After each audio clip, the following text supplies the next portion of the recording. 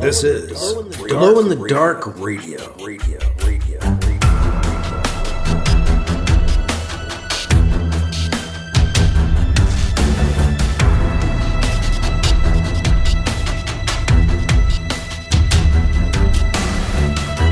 The science fiction podcast, with original independent science fiction, written and performed by Mike Luoma, with music by Kevin MacLeod.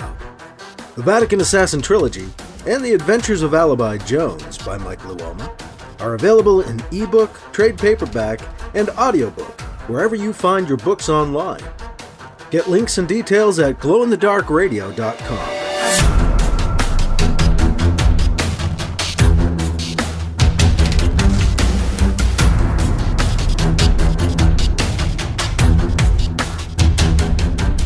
This is the Science Fiction Podcast, Glow in the Dark Radio.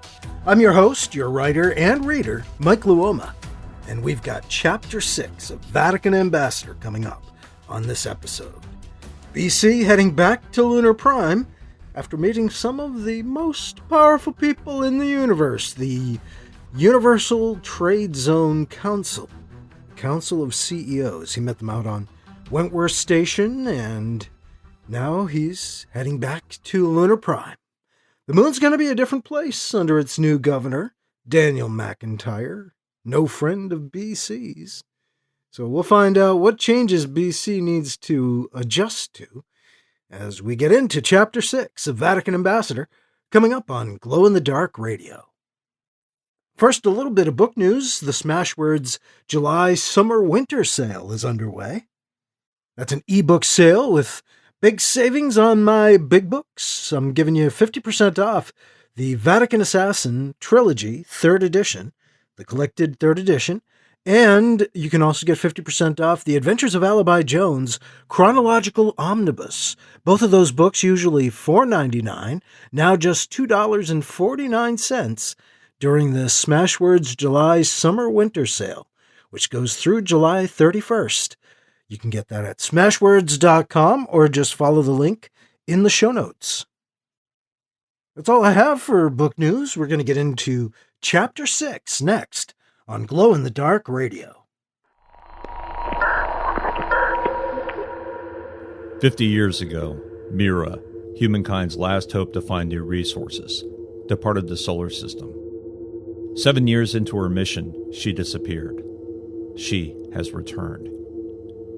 SNR Black, a Sol Federation Marine Corps vessel, is sent to retrieve her from certain destruction in the Kuiper Belt beyond Pluto. What they find will change humankind forever. From Parsec award-winning author Paul E. Cooley, Derelict, Marines, Part 1 of the Derelict Saga, combines military sci-fi, space opera, mystery, and suspense to create a journey you won't forget. Podcast available at shadowpublications.com. Paperback and ebook available from Amazon.com. Some mysteries shouldn't be solved.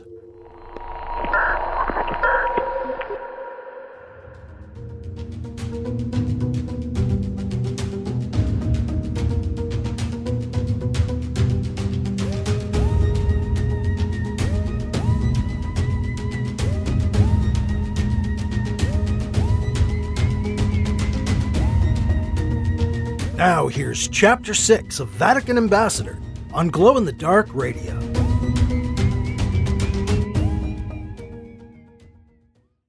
The trip back to the moon is relatively fast, under 8 hours. BC nods off in his stateroom during the trip. He comes to as Wentworth's ship clunks into its berth at the port at Lunar Prime. Less than 8 hours. Again. Isn't that just like the UTZ Council? Keeping the fastest ships for themselves. BC disembarks into Wentworth's private bay, and then makes his way through the Lunar Prime spaceport. He finds a porter unit to take his luggage back to the Vatican mission. As he passes queued-up outgoing passengers at one of the public carrier counters, he spots Mark Edwards in line. BC walks over to say hello. "Mark, how are you?" BC asks as he shakes his hand. "What are you doing here? Where are you off to?" "Too many questions at once, BC," Edwards laughs. "I'm going away for a while." I don't have that many responsibilities right now, so I'm gonna go visit some family back on Earth. Take a break. Maybe do the tourist thing and see a few sights. A vacation, imagine that. How are you doing? Don't ask, BC sighs. He changes the subject. You know, Mark, I'm still stunned people voted that terrorist into office over you. I don't know, BC, Edwards sighs. Is it really that surprising? They never really voted me in the first place, did they? They got me by default when Meredith died. Now they've got Daniel. Guess they like the McEntyres, Edwards says, the defeat resounding in his voice. Damn, the guy doesn't deserve this. Edwards perks up. Hey, I saw you came in on that UTZ yacht. Wentworth ship. Traveling with some pretty fancy company, aren't you? Pretty slimy company, actually. Not really. He wanted to meet with someone connected with the Vatican. I guess these days I'm the most accessible. I'm convenient, acting ambassador and all. But I couldn't tell him anything he didn't already know. Edward's turn at the counter comes. He steps up and orders. 1 to New York, thank you. That's liner 95. It's leaving soon. You only have 2 minutes, the woman behind the counter tells Edwards. Gate 7, Mr. Edwards. You'll have to hurry. She clears his bags through and pushes the ticket into his hand. Edwards looks at BC, goes to shake his hand, but then decides to give him a hug. They pat each other on the back. Thanks, BC, Edwards says, stepping back. You know, for sticking by me and all. He shakes his head. Man, I appreciate everything you did. Your advice. Thank you, BC. Edwards smiles a half-hearted smile. He lifts his carry-on bag. Hey, I gotta run. He turns and runs for Gate 7. I'll see you sometime, he shouts at BC over his shoulder. BC picks up something in his tone. How long are you gone for? BC shouts back. I don't know, he yells as he runs. A while. I'll be in touch. I gotta go. Have a good time, BC says, thinking there's no way Edwards can still hear him. But somehow Edwards does, and turns to wave. Then Edwards disappears into the crowd, heading for the departure gates. BC turns and heads for the Vatican mission. I hate to see that guy go. He was one of the good ones. Maybe it's because he didn't get elected into office. Somehow that let him do a better job. Plus he was a real friend. I don't have many true friends. Speaking of friends, I've got to find Mbeke and find something to give my new friends in the UTZ to string them along. Purposes and missions. I like it. It's good to have goals to accomplish. BC enters the main dome and takes in the surroundings. The bareness is harsh, with the old trees now gone forever, the old growth dead and removed. But there are new plantings around the central pool and on the bridges. And in one major improvement, the new dome itself is actually clearer than the original dome was. Yet the new dome is made of stronger material. The crowd isn't quite as bustling as it used to be. Still not as many people here as before, not yet. Still they are here, still running on errands, hustling to work or whatever. Each person a planet spinning in its own orbit, shuffling off to jobs, other pressing destinations, or with their heads a-swivel. Maybe tourists, wandering aimlessly or ducking into stores around the perimeter wall. And then there are some people you'd rather not see at all. McEntyre. And he's looking this way. He's coming this way. Ah, hell. Daniel McEntyre walks over to BC. Campion, McEntyre says, a smug grin on his face. Governor McEntyre, BC answers with a nod. The two stand face to face. They look each other in the eye. What does he want? A stare down? A minute passes. A minute is a very long time. McEntyre finally breaks the silence. You keep some powerful company, Campion. Me? BC feigns innocence. Hard to miss the ship you just came in on, McEntyre says with a touch of sarcasm. You take a short vacation after the signing ceremony? Almost looks like you're violating the declaration before the ink is even dry. You're working directly for the UTZ now that your old masters are gone? What, is he trying to provoke me? Am I that stupid? I might be. But there's too much at stake. If I had any idea what you're talking about, I have the feeling it would make me angry, BC says. He issues his challenge in an even, measured tone of voice. Are you trying to make me angry? Why should the governor of Lunar Prime, the vast moon colony, lovely Luna, waste time trying to make the Vatican ambassador angry? Doesn't that violate your declaration? Play dumb. Fine. Have it your way, McEntyre says with a shake of his head and a sneer. Fire flashes in his eyes. You don't fool me, Campion. I see right through you. You had Edwards wrapped around your little finger, but I know who you really are. He lowers his voice. Murderer. I just want to hit him.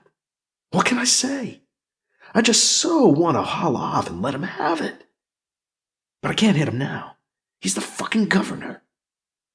They could and probably would arrest me on the spot. He would love that. Love to have a reason to put me away, or better yet, exile me away from Lunar Prime. My hitting him is exactly what he wants. You through? BC asks. Through? McEntyre asks rhetorically. I'm just getting started, Campion. Things are different now. You'd better watch yourself, McEntyre says with a wag of his finger. I'd like to snap that finger right off. Right, BC says dismissively. Excuse me. BC steps to the side and then walks on past McEntyre. He hears McEntyre yelling at his back. Watch yourself, Campion! You better watch yourself! Watch my ass, asshole. Eat my dust. Eat shit and... Know what?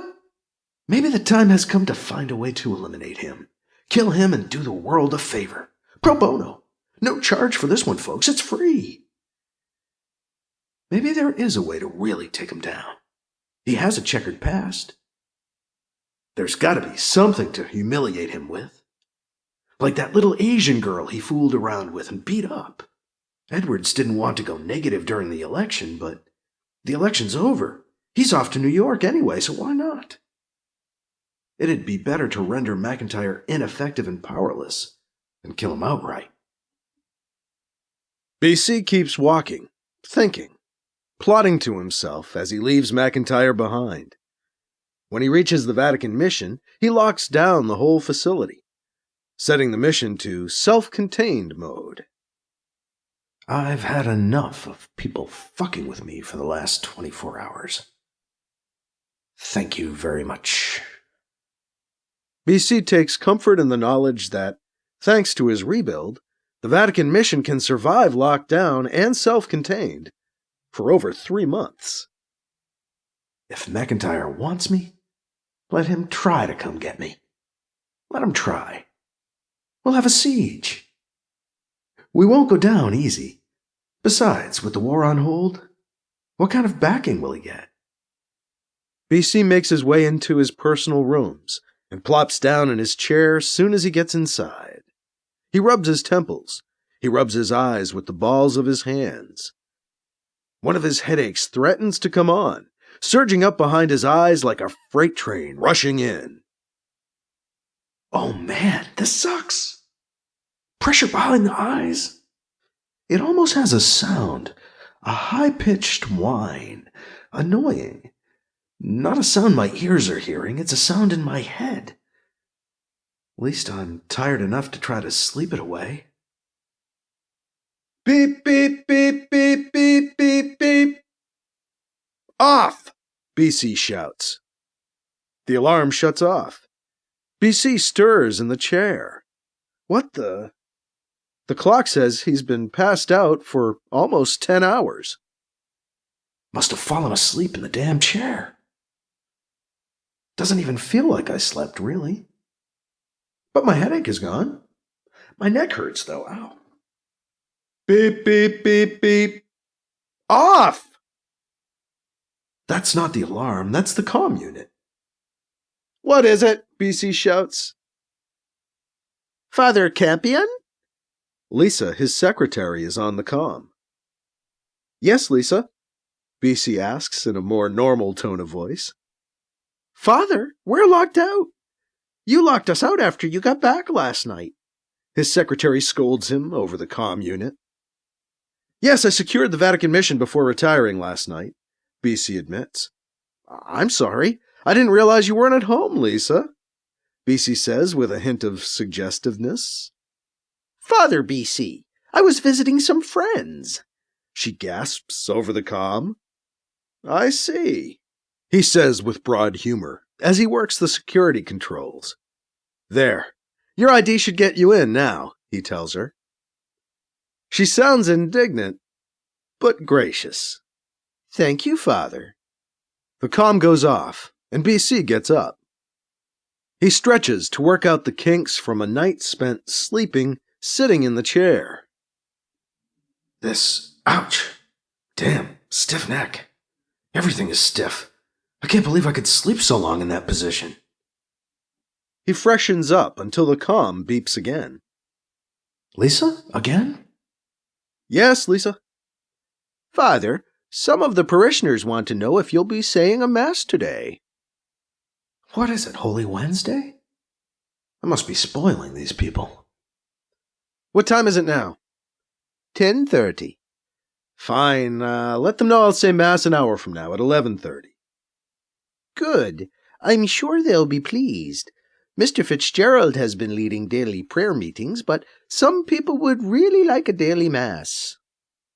Some people meaning you and your friends. I know, Lisa. I know. Yes, Lisa, I know, but I'm away a lot on church business, so sometimes... BC trails off. Right, Lisa says. Speaking of church business, I have a communique tagged for you from His Holiness, the Pope. It arrived earlier today. You know, if I hadn't been locked out, I'd have been able to tell you about it sooner, she admonishes him. Wow, finally, a word from below. But I've waited this long. I'll wait until after Mass to deal with that, Lisa. Yes, Father. The comm unit silences. BC finishes getting dressed and heads for the chapel to get ready for Mass. I don't know how much longer I can keep on doing this. Mass was kind of fun when I first said it, but now, I don't know, the novelty's worn off. I certainly ain't going to do it every fucking day. Damn, how shallow is that? Jim Fitzgerald is already in the sacristy when BC arrives. He's a young lay minister, gives out communion, and reads at Mass. BC had asked Jim to fill in as best he could when BC wasn't able to be there. Fitzgerald's dark complexion and jet black hair don't quite match his Irish surname. He smiles a little when he sees BC. Hello, Father BC. We've missed you, he says. He comes over and shakes BC's hand. Thank you, Jim, BC replies. I was away on church business, as usual. You know how it is. Did you hold those prayer meetings we talked about while I was away? Well, sure, we did, but they're not Mass, you know? I'm glad, well, everybody will be glad you're back here for a Mass. That's all, he says. Why don't you become a priest, Jim? BC challenges him. Have you ever thought about it? Jim looks down at his feet as he answers. All the time, Father, he admits. I don't...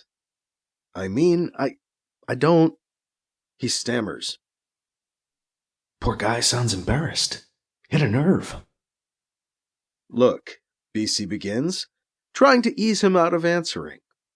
I don't know, Jim cuts him off. I guess that I just don't think that I'm cut out for it," he finishes. "Why not? You seem called to it as strongly as I am, maybe more," BC tells the young man. A whole lot more, let's face it. "Really?" Jim asks, encouraged. "Really," BC says, reassuring him.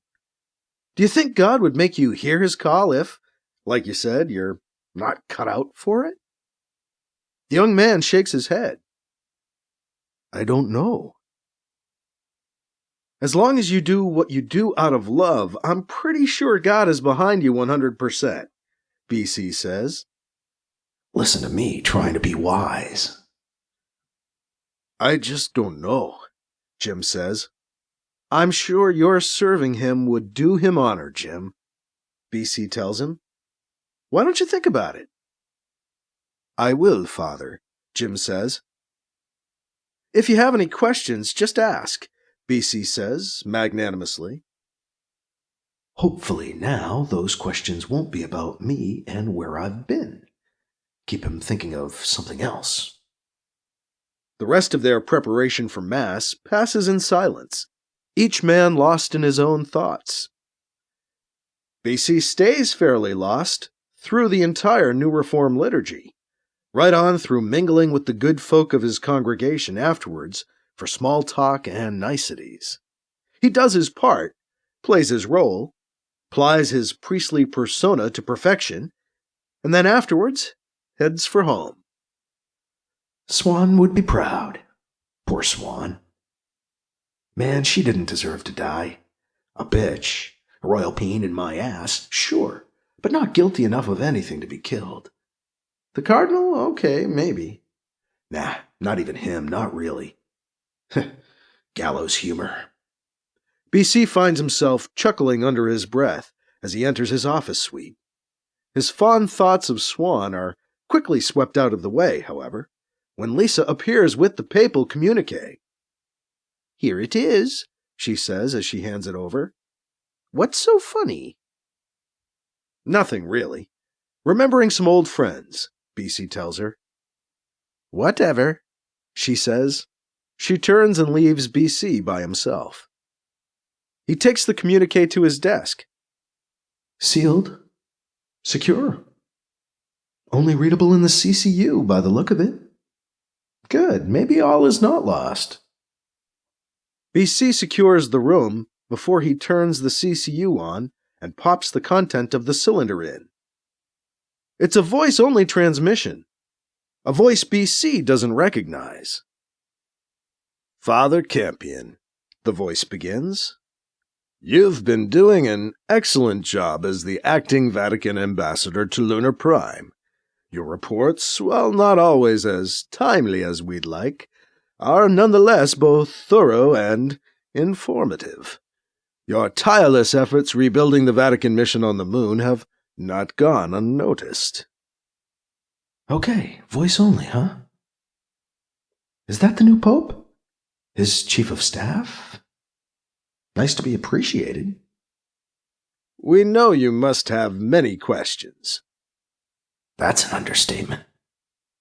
"Your recent meeting with the Executive Council of the Universal Trade Zone has left us with many questions to ask you now as well."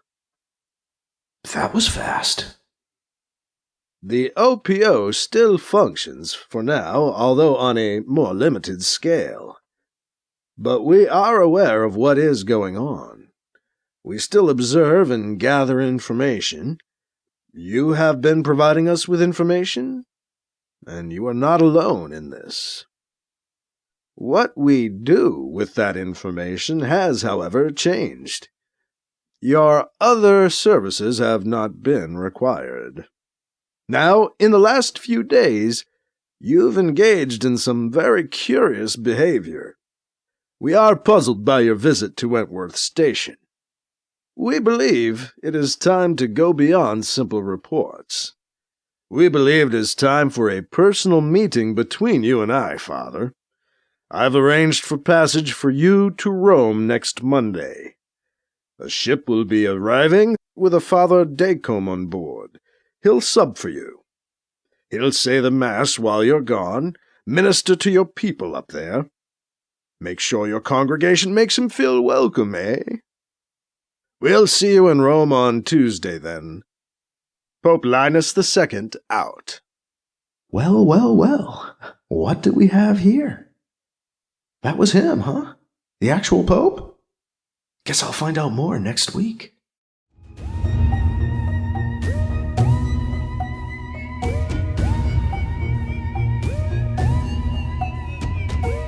That was Chapter 6 of Vatican Ambassador on Glow in the Dark Radio. The new Pope was calling. Hello, Linus. Linus wants to see BC down in Rome.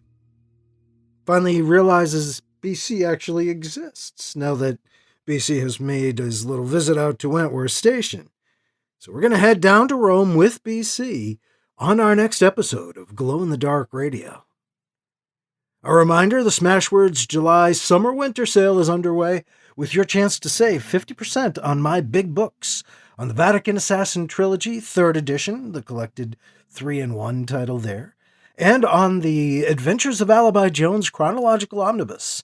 Both of those are usually $4.99, so during this July Smashwords Summer-Winter Sale, they are just $2.49. That's at smashwords.com. And you can follow the link that's in the show notes. That is all for this time around. I'm your host, your writer and reader, Mike Luoma. Thank you again for listening to Glow in the Dark Radio.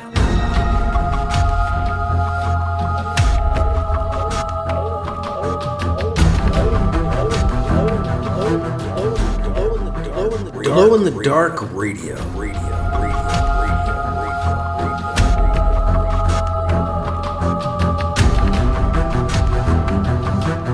This podcast presentation is copyright 2023 by Michael F. Luoma and is protected under a Creative Commons Attribution, Non-Commercial, No Derivatives 4.0 International License, CC by NCND 4.0. Music by Kevin MacLeod. You can find his work at incompetech.com.